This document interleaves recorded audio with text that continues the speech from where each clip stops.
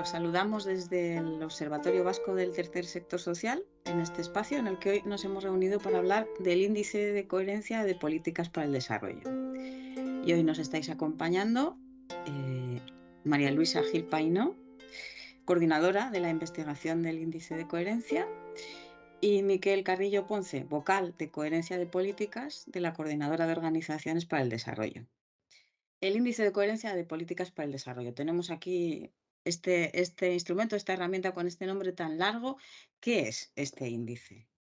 Yo creo que en primer lugar, Malen, agradeceros pues que os hayáis fijado en este trabajo que ha costado mucho esfuerzo durante mucho tiempo. En realidad es un work in process, ¿no? Que se va mejorando poco a poco en la medida de nuestras posibilidades. Mantener un índice así para una coordinadora, aunque seamos muchas organizaciones, pues es muy difícil. A veces el índice de desarrollo humano lo mantiene el PNUD, ¿no? Entonces uno podría pensar que un esfuerzo a lo mejor así tan ambicioso pues debería recaer en otras manos. Pero bueno, en el caso del índice de coherencia de políticas, pues de Indico ha caído o ha sido impulsado por la coordinadora de ONGs del Estado.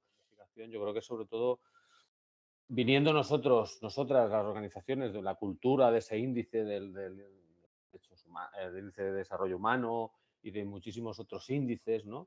Yo creo que es sobre todo un intento de contar un poco lo que hacemos, los procesos en los que deberíamos estar, ¿no? Como estados, como sociedad civil, etcétera, de contarlo, ¿no? De contar sobre todo esa complejidad desde diferentes puntos de vista que hasta ahora pues, no han sido tan explorados, ¿no? Se habla mucho de la coherencia de políticas, pero contabilizarla, ¿no? Valorarla, pues no es tan evidente, ¿no? Y al final cada uno sitúa esa idea de la coherencia en unos límites muy imprecisos, ¿no? Entonces, el disponer de una herramienta como esta, totalmente perfeccionable, ¿no? El empezar, de hecho, Ujú. ese proceso de trabajo, pues nos pareció muy necesario, ¿no? Entonces nos hemos comprado ese pleito, que se diría en América Latina. Luis, sí. El índice, ¿no? Como dice Miquel, claro, nace de un conjunto de organizaciones que trabajan en el ámbito del desarrollo y bueno, tenemos también el apoyo de otras organizaciones, de otras plataformas de Futuro en Común que trabajan en el ámbito del desarrollo sostenible y también de redes, ¿no? Que es una red de estudios sobre el desarrollo. Y en sus orígenes pensamos pues, que necesitábamos una herramienta que nos ayudara a ampliar nuestra mirada sobre el mundo y específicamente sobre las políticas públicas, ¿no? Y ese fue un poco el origen del índice, ¿no? Porque detrás de todo ese nombre, ¿no? Coherencia, que hemos debatido mucho sobre es un nombre adecuado porque parece como un poco coherencia de políticas para el desarrollo sostenible, en realidad la idea clave que hay es que las políticas actuales no contribuyen al desarrollo sostenible ni están centradas en el bienestar de las personas y del planeta y que necesitamos transformarlas, ¿no? Y esta es una herramienta que nos ayude a comprender cuáles son los problemas y dónde poner el foco en las transformaciones que necesitamos, ¿no? El índice es un indicador, ¿no? Evalúa 153 países a través de 52 indicadores. Luego hay agrupaciones y cosas, pero así en términos prácticos es eso. Y que nos ayuda a evaluar a los países en función de en qué medida cuentan con políticas públicas que ponen en el centro las personas y el cuidado del planeta, ¿no? O sea, que esa es un poco la herramienta. Y luego detrás hay todo un enfoque teórico, ¿no? Y al evaluar los países utilizamos como 5 enfoques de referencia, ¿no? Por una parte el desarrollo humano, y aquí lo que hacemos es, a la hora de evaluar las políticas de los países, elegimos indicadores que nos permitan el medir en qué medida esas políticas públicas están orientadas a garantizar el bienestar de las personas. El enfoque de desarrollo sostenible, es decir, no es suficiente con garantizar el bienestar de las personas, es necesario también hacerlo teniendo en cuenta la sostenibilidad del planeta. Luego el enfoque cosmopolita, que nos parece que es una mirada muy interesante porque lo que nos dice este enfoque es que en el mundo global en el que vivimos no es suficiente con mirar a lo que sucede dentro de los países, como hace, por ejemplo, el índice de desarrollo humano, ¿no? El índice de desarrollo humano nos dice, en este país hay mucha esperanza de vida, hay buena educación, hay buen nivel de vida, ¿no? pero no nos dice nada sobre las consecuencias que tiene eso sobre el resto del planeta, ¿no? Tenemos que construir dentro, teniendo en consideración también qué efectos tiene eso sobre personas que habitan en otros territorios, ¿no? Y eso es lo que nosotros, al incorporar esa mirada cosmopolita, al evaluar a los países, tenemos también en cuenta no solo cómo de bien vive la gente dentro de esos territorios, sino también los efectos que esas políticas tienen en otras partes, ¿no? Y luego un enfoque feminista, es decir, cuentan los países con políticas que combaten la desigualdad de género, que garantizan los derechos para todas las personas con independencia de su género. Y luego, por otra parte, el enfoque de derechos humanos, ¿no? En qué medida las políticas de los países contribuyen a garantizar derechos humanos para todas las personas. Y esa es un poco así, de manera muy rápida, los elementos claves del índice. Está esto casi respondido en lo que ya habíais traído, pero nos preguntábamos cuando vimos este índice por primera vez, hay muchos índices, este es uno más, ¿por qué este? ¿Y por qué de coherencia? La palabra coherencia que nombrabais antes, ¿qué tiene tanta importancia en él? Yo creo que ya lo apuntaba un poco Luisi, ahí yo creo que hay una intención de reescribir un relato, como se dice ahora, ¿no? Ujú, De qué es el desarrollo, de qué hacemos, de por qué. Porque también hay una imagen que seguro que habéis compartido en alguna conversación de bar, ¿no? De este es el mejor mundo en el que vivimos, o el mejor mundo de los posibles es este que hemos conseguido, y en el ujú, cual es un relato que autogenerado y aislado del conjunto del mundo, ¿no? Y por eso es muy importante el aplicar esa mirada cosmopolita de la que hablaba Luis y decir, bueno, pero ¿a qué precio hemos llegado a desarrollar todas estas prebendas, privilegios, derechos, que está muy bien, que seguramente es a la que la mayoría, ¿no? de países del mundo le gustaría llegar, pero que ha tenido un precio y que a lo mejor no es repartible, o si se tiene que repartir y se tiene que compartir y se tiene que universalizar, porque esos privilegios hablan de derechos humanos, evidentemente, de igualdad, etcétera, tiene que ser con un desarrollo, con una idea de desarrollo diferente.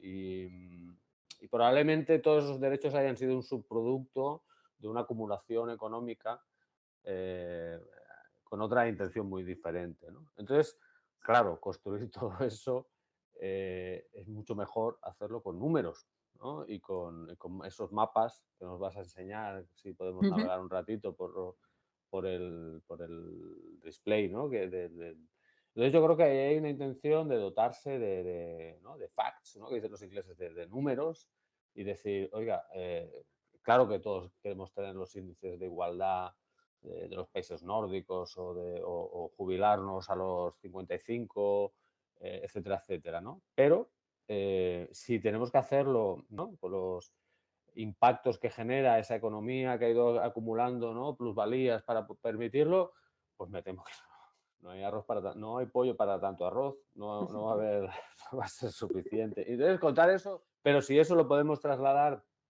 a la opinión publicada, a los medios de comunicación, a las personas que investigan, a las personas que están aprendiendo, ¿no? A la educación, etcétera, etcétera, etcétera, a las propias organizaciones, a los gestores y tomadores de decisiones. Esa es nuestra contribución, de alguna manera, en la construcción de ese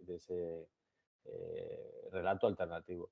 Y luego otra cosa muy importante que ha sido objeto de muchas discusiones, porque también tiene que ver, ¿no? Con esa idea del mundo de los ganadores y los perdedores de ujú. la historia, es el quitarse de encima la idea del ranking, ¿no? De a ver quién está ganando Eurovisión o quién le está perdiendo o quién baja a segunda división. Porque en realidad es muy alienante, ¿no? Y es como sitúa a los unos y ¿no? Crear unas categorías, los unos, los otros, primer mundo, segundo mundo, tercer mundo, cuando en realidad lo que hay que construir es una idea de comunidad de vecinos, ¿no? Es decir, pues sí, muy bien, usted puede tener un apartamento cojonudo, pero el patio de luz está hecho un asco y esto nos afecta a la propiedad entera, ¿no?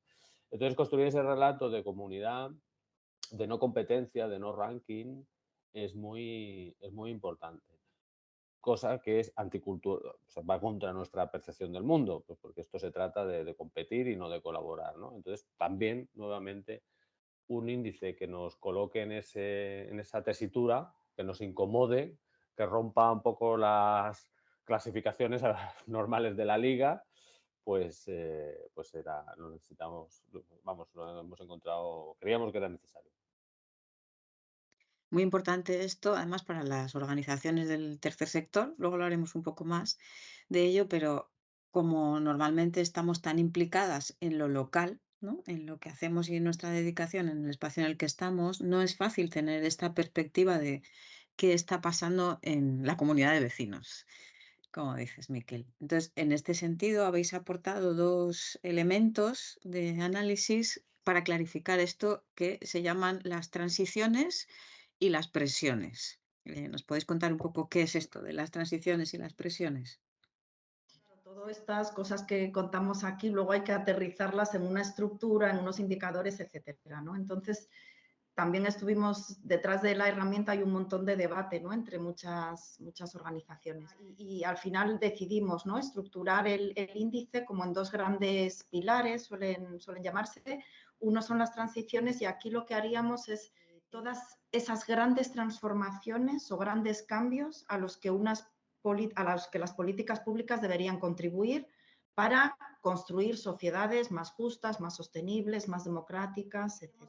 Las transiciones las hemos como articulado en cuatro, ¿no? Por una parte tendríamos una transición democrática y aquí meteríamos todos esos indicadores que nos pueden ayudar a evaluar en qué medida los países tienen políticas públicas favorables a construir o orientadas a construir sociedades democráticas y pacíficas, ¿no? Y aquí, por ejemplo, yo que sé, evaluamos en qué medida en los países se garantiza la libertad de expresión, la libertad de protesta, el compromiso con los principales tratados internacionales en materia de derechos humanos y contribuyen también a la paz global. Luego tenemos una transición feminista, que como decía antes aquí, metemos indicadores que nos ayudan a evaluar en qué medida las políticas públicas combaten la desigualdad de género. Tendríamos una transición socioeconómica y aquí evaluaríamos en qué medida los países cuentan con estados de bienestar que garantizan derechos sociales y también políticas fiscales redistributivas. Y luego tendríamos una transición ecológica donde incluimos indicadores que nos permiten medir en qué medida los países protegen el planeta y apuestan por las renovables, ¿no? Y ahí estaría lo que son las transiciones. Y por otra parte, como decías, teníamos otro componente que son las presiones planetarias. Y aquí lo que hacemos es evaluar y penalizar a los países en función de los impactos y de las presiones que ejercen sobre el planeta en términos ecológicos, a través de dos indicadores aquí que serían la huella material y las emisiones de CO2 en términos per cápita y también es importante en términos de consumo, ¿no? Penalizamos a los países en función de su modelo de consumo porque, como sabemos hoy en el mundo de globalización productiva actual, muchas de las cosas que consumimos en los países ricos se producen en otros países que son los que soportan el coste ecológico, ¿no? De nuestro modelo de vida. O sea, que esos serían un poco los elementos principales del índice. Ujú. Y por aclarar un poco esto, Luisi, como a primera vista suele generar confusión, cuando un país tiene una buena puntuación en transiciones, ¿no? Un número alto en transiciones y tiene un número alto en presiones, es un país que va bien en términos de equilibrio global. Aunque las presiones no son algo que queramos aumentar. ¿Puedes aclarar un poco Claro. esto? Sí, sí, esto bueno, es una cosa así un poco matemática, ¿no? Pero así contándolo de manera muy sencilla. Las transiciones, nosotros al evaluar a los países en las transiciones los evaluamos entre 0 y 100, cuanto más cerca de 100, mejor. ¿De acuerdo? Y luego lo que hacemos es ajustar esa puntuación penalizando a los países en función de sus impactos ecológicos, ¿no? Entonces, las presiones planetarias, o que es este impacto ecológico de los países, tiene valores entre 0 y 1. ¿No? Y entonces lo que hacemos es multiplicar el valor que los países obtienen en las transiciones por ese factor de ajuste en función de sus presiones planetarias. De esta manera, cuanto más presiones ejerce un país sobre el planeta, más pequeñito va a ser ese valor en el índice de presiones planetarias. Va a estar, digamos, más cerca de 0 y cuanto mejor lo hace, va a estar más cerca de 1. De esta manera, los países que lo hacen bien van a tener unas presiones cercanas a 1 y ese valor de las transiciones se va a reducir menos, les va a penalizar menos que cuando tienen mucho impacto sobre el planeta. En las dos puntuaciones, cuanto mejor es la puntuación, mejor lo están haciendo. Esto es. Vamos a mostrarlo. Pues aquí tenemos el mapa del índice de coherencia general, donde están situados los países con sus puntuaciones, que aparecen aquí abajo en un rango de 0 a 100. El que tuviera un 100 sería el país que mejor lo estuviera haciendo en términos de desarrollo coherente, ¿no? Y los países que están en gris, Luisi, son los países de los que no hay datos. Exacto. Los que están Esto en es. gris son los países los que no hay dato. Y los que están en negro estarían aquellos países que en términos de transiciones lo hacen mejor. Como comentaba antes, en democrática, feminista, socioeconómica y en medidas de protección del planeta. Esto es. Entonces, si abriéramos el índice, podríamos venir aquí al mapa de presiones para verificar cómo lo están haciendo los países en términos de presiones planetarias. Y aquí los que tienen el color más oscuro son los que mejor lo están haciendo, esto es, los que menos presión están ejerciendo sobre el planeta. Y si venimos al de transiciones, aquí veríamos, ¿no?, cómo lo están haciendo los países en términos de transiciones, y el que más oscuro tiene el color es el que mejor lo está haciendo. Exacto. Y el índice que enseñabas al principio es la combinación de las transiciones y de las presiones. Sí, Después, con estos apartados de aquí abajo, podríamos ver específicamente qué es lo que ocurre en términos de transición democrática, de transición feminista, socioeconómica o ecológica. Eso también es importante, el código de colores, el no mezclar o no dar una única información agregada. Continuar con la desagregación de información le da más calidad, ¿no? Como en matemáticas diríamos, no es un vector, ¿no?, que tiene diferentes coordenadas, ¿vale? Entonces eso te da como más volumen a la información, ¿no? Tiene más calidad, ¿no? Con la cultura del ranking estamos acostumbrados a hacer medias y, bueno, esto como queda, tal, no sé qué, y a veces comunicativamente, pues sientes la necesidad de dar solamente un número, ¿no?, una cifra. Ahí hay una intención, ¿no?, de decir, bueno, usted puede estar muy bien en transiciones o en impacto, transición ecológica, pero puede estar fatal en transiciones relativas a derechos humanos, igualdad, etcétera, etcétera. Ahí hay también una intencionalidad total de no dar un único número, sino continuar desagregando la información y de no mezclarla, ¿no?, porque los procesos son diferentes. Claro, quizá esto es lo que más nos cuesta ver, ¿no? Pero ocurren cosas sorprendentes, como que un país puede tener un resultado muy bueno o una puntuación muy alta en derechos humanos y, sin embargo, no resultar muy bien puntuada en la general, digamos, en el índice general, ¿no? Que Claro, saldría. pero no hay transacción posible entre esas cosas, que es algo a lo que acostumbramos también a hacer, ¿no? El discurso imperante es decir, bueno, pero en realidad lo que le importa a la gente es comer, o lo que le importa a la gente es recibir educación o salud, y con eso parece que puedes compensar la asignatura de derechos humanos o de igualdad. Entonces, no, estamos hablando que precisamente ese enfoque de derechos humanos es indivisible, tiene que ser de carácter universal. No podemos hacer la media, ¿no?, aprobar asignaturas porque en otras teníamos mucha nota. No, no vale, no, tenemos que aprobarlas todas, ¿eh?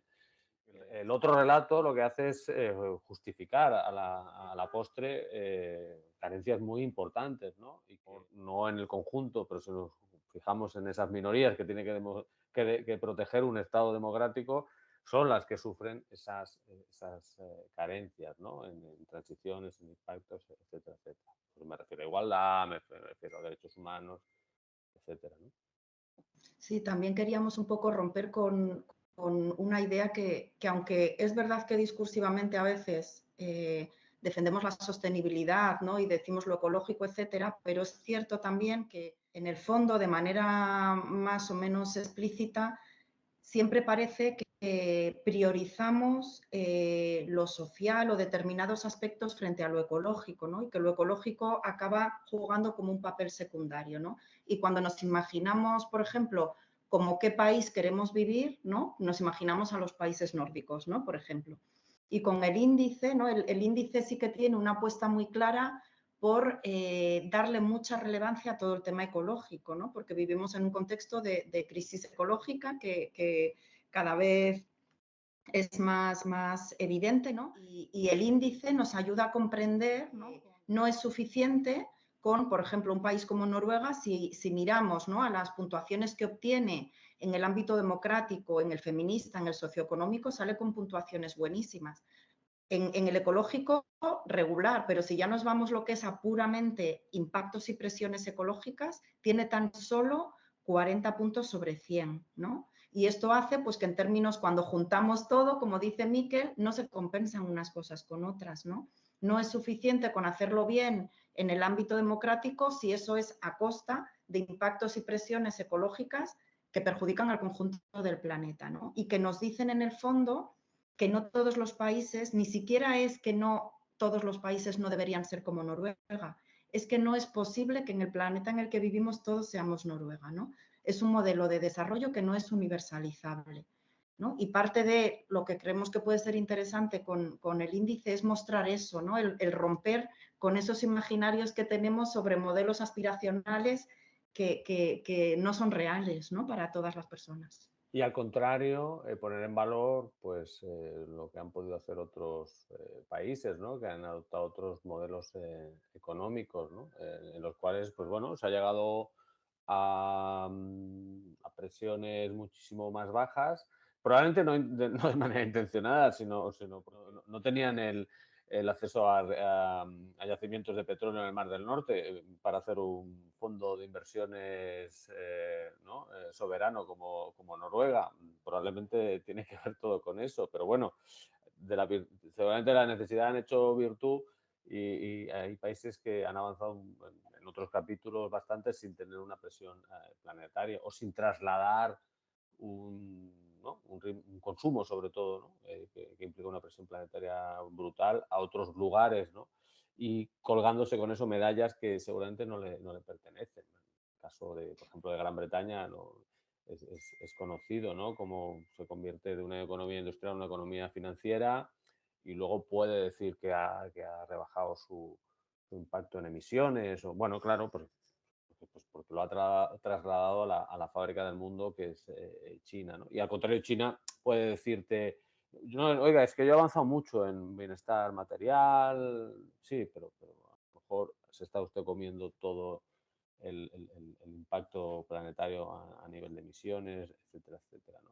Entonces, sin esa visión cruzada y ¿no?, de responsabilidades compartidas, claro, estamos falseando de alguna manera el contexto, ¿no?, y para lo que trabajamos, ¿no? Y por eso, de nuevo, es importante, ¿no?, este puzzle y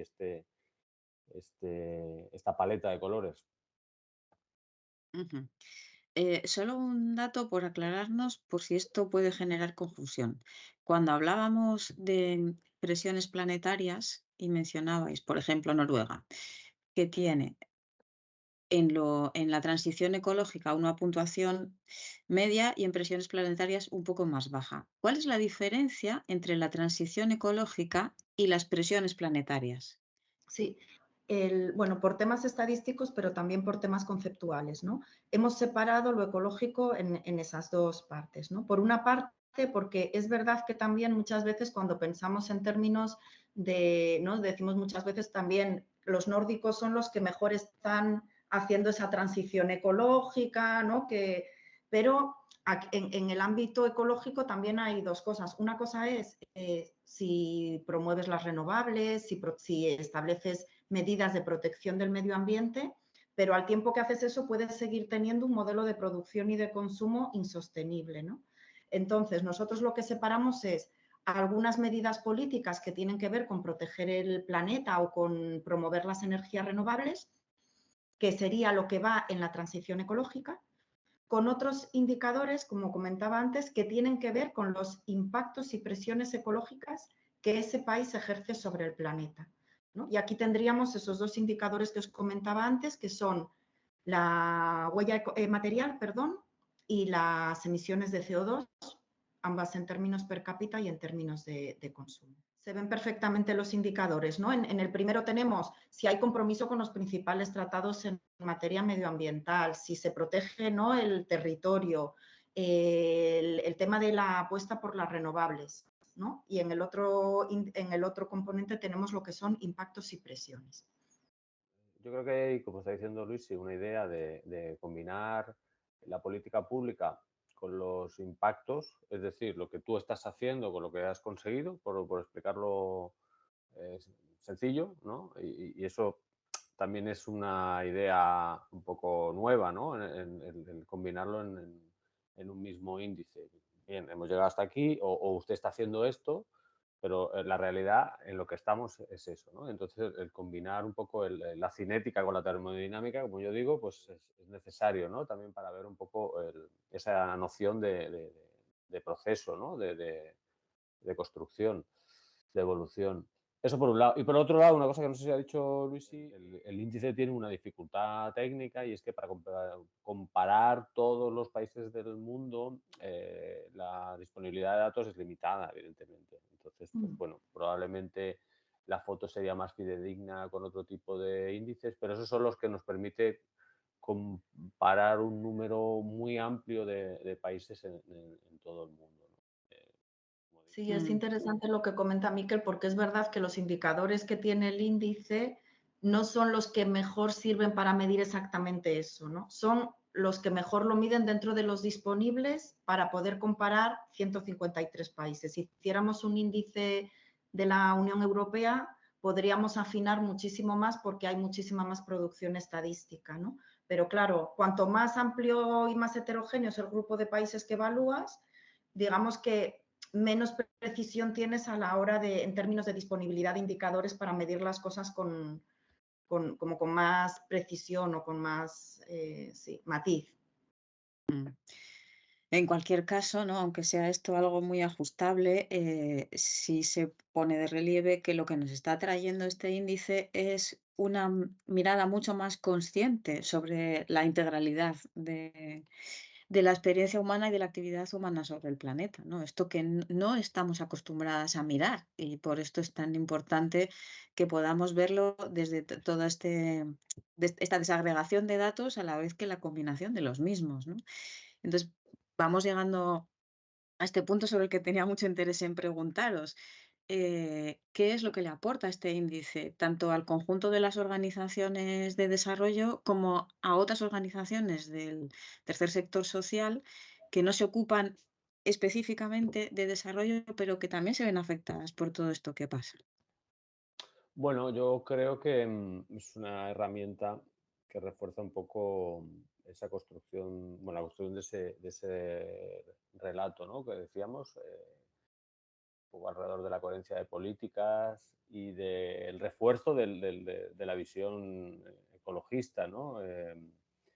Desde la coordinadora estamos, bueno, haciendo un esfuerzo para que la cooperación transite hacia una mirada mucho más política, con unos enfoques feministas, ecologistas, de coherencia de política, y disponer de estas herramientas, pues al final es muy necesario para que las organizaciones remen, ¿no?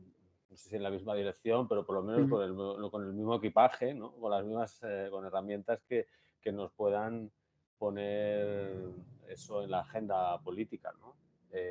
Y quitarse de encima una idea muy materialista del desarrollo, ¿no? Eso, ir a construir pozos y bienestar, como digo, material, ¿no? Tocho, o sea, ladrillo, tubería, lo digo desde la ingeniería, incluso así, ¿no? Y eso ha sido una idea de desarrollo que sigue viva y muy, muy bien instalada en el subconsciente de la población, una idea social de qué es el desarrollo, de qué es lo que hay que conseguir y eso hay que desmontarlo, ¿no? Y Entonces, en ese sentido, yo creo que nos ayuda a construir esas explicaciones, esos mensajes pues un poquito más complejos. También nos permite, pues de alguna manera, identificar esos procesos que se están dando no solamente a nivel regional o internacional, sino también en los países, ¿no? Las organizaciones somos un colectivo, cada uno con su mochila, con sus experiencias, ¿no? Y desde la coordinadora, desde Futuro en Común, desde todas esas organizaciones desde la universidad que han trabajado, pues sí que sí que identificamos como prioritario pues el tener ¿no? el trabajar y el introducir pues todo eso en nuestro discurso y en nuestra interlocución con la sociedad, ¿no? Y dejar de ser meros subcontratistas de la política exterior, ¿no? Alimentar el debate, la conciencia de la gente y al fin y al cabo el reforzar también el papel, ¿no? Como sociedad civil, como en fin, no solamente como empresas de la economía social, ¿no? Ese es otro debate, ¿no? Pero el armarse políticamente pues necesita, ¿no? De estos instrumentos. Yo lo situaría un poco ahí, ¿no? Para qué nos sirve y también cómo pueden actuar las propias organizaciones con esos índices, ¿no? Cómo pueden accionar con ellos. Ujú.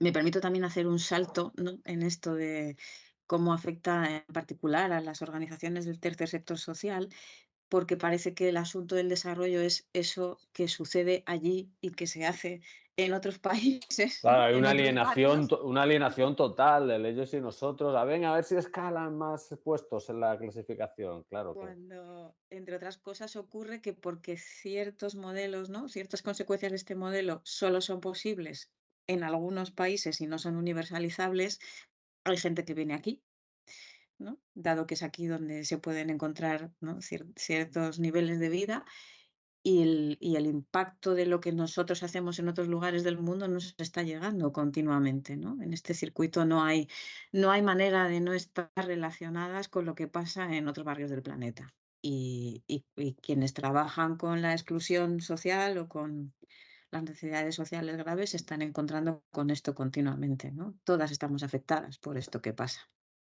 Mm. Claro, pero es que hay una idea muy disruptiva, incluso para la izquierda, ¿no? El reconocer que el estado del bienestar es totalmente insostenible, ¿no? Mm. Pero entonces esto no era lo bueno por lo que había que luchar. Sí, claro que sí, pero esto no es generalizable o no lo es eso, de manera sostenible y a como lo habíamos pensado, porque al final pues, hay un costo ambiental, pero también hay un costo político, ¿no? De sumisión de ciertos estados, de relaciones coloniales, de situar a unos fuera de ese sistema. Em, entonces, yo creo que es también un poco intentar gestionar el despertar de ese modelo, de ese consenso que existía hasta la crisis del petróleo, hasta los años 80, esas 3 décadas doradas, ¿no? De la construcción del estado de bienestar después de la Segunda Guerra Mundial, decir, bueno, pero esto cómo lo gestionamos, ¿no? Y yo creo que todavía estamos en la salida de ese Mm. trauma, ¿no? Y eso ha generado en fin, mucha confusión y mucha desorientación, ¿no? Entre ellas, por ejemplo, pues ponerse a construir vallas muy altas, ¿no? En nuestras fronteras y el intentar preservar, pues eso, un castillo, una fortaleza, donde ha sido posible las mayores cotas de desarrollo, como si no existiera, ¿no? El resto del mundo, como si eso hubiese sido conseguido solamente por nuestro propio esfuerzo, ¿no? Pero imaginaos los traumas ahí de repente de reconocer de dónde vienen esas acumulaciones y esos privilegios y entonces el dotarse de herramientas yo creo que está bien, incluso el poner en cuestión, ¿no? Porque pues lecciones aprendidas, pues evidentemente, que nadie lo está haciendo bien o que todos esos logros muy loables y muy deseables por todo el mundo, pues han sido a costa de un sistema totalmente insostenible, ¿no? Y poco generalizable, ¿no? Yo creo que esa es una de las, por ejemplo, una de las grandes lecciones que tenemos que interiorizar y confrontar, ¿no? Quizá la pregunta es, bueno, y de todo esto que se aprende a partir del índice, ¿con qué nos quedamos y cómo, no? ¿Y ahora cómo se hace? El índice lo que nos muestra es que lo que tradicionalmente llamamos desarrollo o consideramos desarrollo no es tal, ¿no? Y que el desafío y que por lo tanto hacen falta buscar pues otras formas de organización económica y social, ¿no? Diferentes, que traten de integrar todas estas dimensiones que nosotros recogemos aquí, con toda la complejidad que tiene eso y que tienen en la realidad, ¿no? Y el desafío yo creo que es ese, ¿no? El imaginar y el construir, pues, otras formas de vida que hagan compatible una buena vida para todas las personas y también el cuidado del planeta, ¿no? Y claro, ahí pues tenemos muchas preguntas y quizás no tantas respuestas, ¿no? Pero ahí creemos que está el desafío. Yo creo mucho o sea, en los marcos con los que actuamos, ¿no? Y yo creo que hay una tarea pendiente de construir una cultura política diferente. Fijaos que cuando en este país o en cualquier otro país del mundo se hacen políticas nacionales, todo el mundo sigue pensando de manera sincera que son solamente nacionales. Una de las críticas o de las cosas que impulsamos desde la coordinadora en el momento de hacerse la ley de transición ecológica, de transición energética, pues por favor, démosle una visión internacional a todo esto, porque evidente, ese además es el caso más evidente. Evidentemente, que nosotros apuntemos hacia unos objetivos u otros, con unos tipos de energía, con unas relaciones comerciales de una manera o de otra, o sea, va a tener, en el caso de la energía, en el caso de las emisiones, etcétera, va a tener un impacto internacional. Es absurdo pensarlo solamente en clave nacional, ¿no? Entonces, esa mirada cosmopolita todavía no existe en el imaginario político del país. Ya no digo de los partidos políticos, que sería un buen punto por el que comenzar, sino de la gente normal y corriente, ¿no? Le cuesta mucho aceptar que su ritmo de vida, y ya ni siquiera su ritmo de vida, que es limitado, ¿no? Las posibilidades de cambiarlo, ¿no?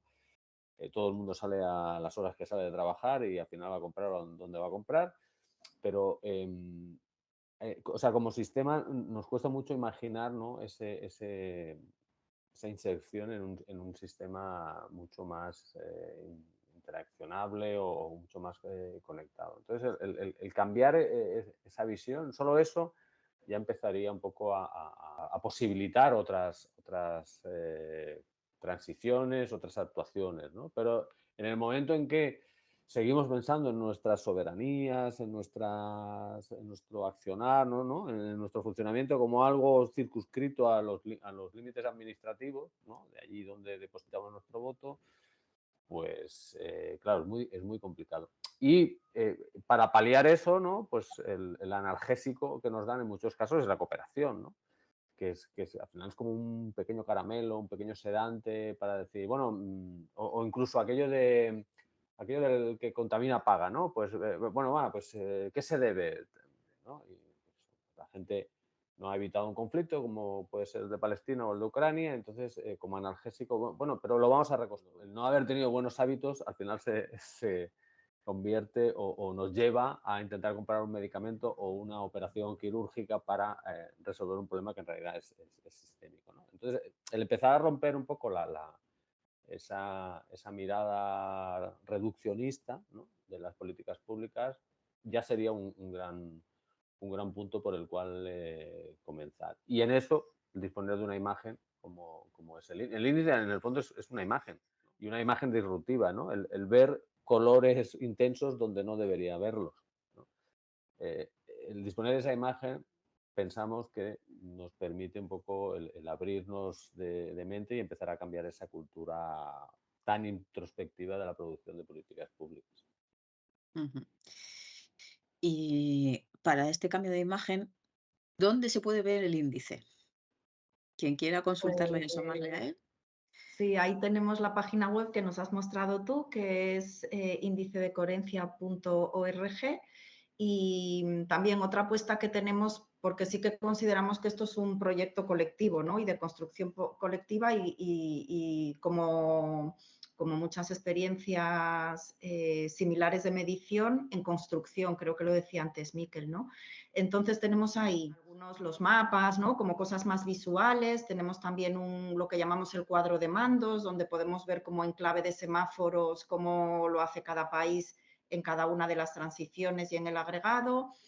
Tenemos un informe donde hacemos un análisis, también contamos con un poquito más de detalle qué es la herramienta, pero también tenemos el documento de metodología estadística, tenemos un Excel con todos los datos, los originales, los tratamientos que hemos hecho, las fórmulas, todo, para que todo el mundo enrede, haga cambios, identifique cosas que pueden ser mejorables, etcétera. Y ahí vamos a ir volcando también todo el resto de cosas que construyamos alrededor de la herramienta.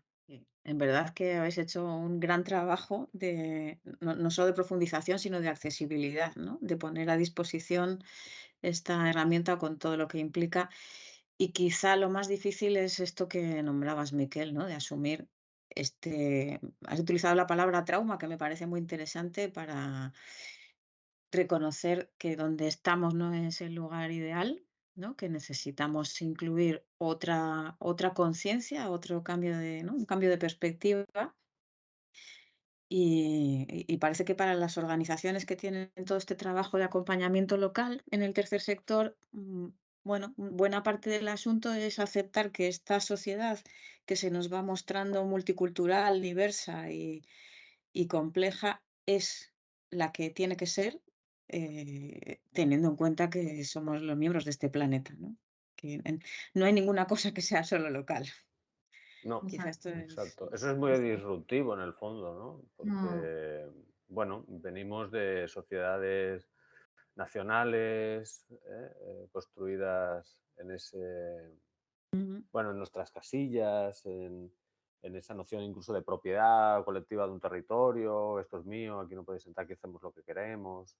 Claro, entonces al final todos somos hijas e hijos de esa cultura, ¿no? Colectiva de relación con el medio incluso, ¿no? Entonces eso es muy difícil, muy difícil de asumir. Es como desmontar el patriarcado. Pues empiece usted por donde quiera, pero claro, que si al final todos tenemos papá, mamá, había una estructura, unos tenían el dinero, pero había ámbitos donde unos mandaban. Claro, cuando eso es una cosa externa está muy bien, pero cuando tú estás dentro de ese sistema, pues eso, ¿no? El desmontarlo, hostia, es muy complicado, ¿no? Pero yo creo que tenemos que hacerlo porque, pues eso, porque hay que salir de aquel sueño que tiene su validez, ¿no? El estado del bienestar estaba muy bien, seguramente es de las mejores ideas que se han tenido, ¿no? Y ha dado años de gloria. O sea, en realidad no es una enmienda a ese estado, al estado del bienestar, sino a ese estado del bienestar que vivía de una serie de relaciones que nosotros no veíamos, que se cocinaban, ¿no? Estaban en la cocina, alguien estaba ahí en el obrador y a ti te servían el plato, ¿no? Y tú no te das cuenta de lo que había detrás de todo ese proceso, ¿no? Entonces, bueno, al final es un poco darse cuenta, hacerse cargo, ¿no? De todo lo que hay detrás de esos derechos por los que trabajamos, ¿no? Y de lo que cuesta montarlos.